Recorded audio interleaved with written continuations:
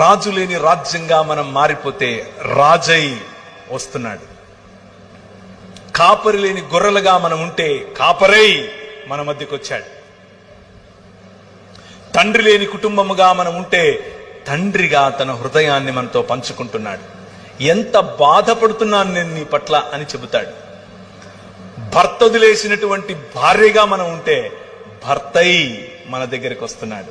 నువ్వు విధవరాండ్రకు తోడుగా ఉండు అని చెప్పినటువంటి మన ప్రభువు యొక్క మాట. ఆయన మనల్ని ప్రేమించే ప్రియుడు.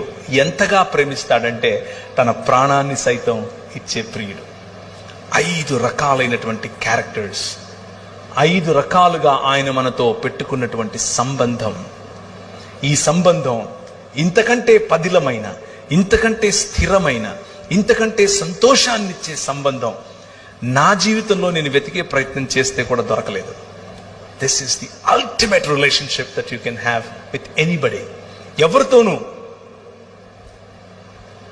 చివరికి నా భార్యతోనూ నాకు లేనటువంటి పారదర్శకమైనటువంటి సంబంధం దేవునితో సాధ్యం.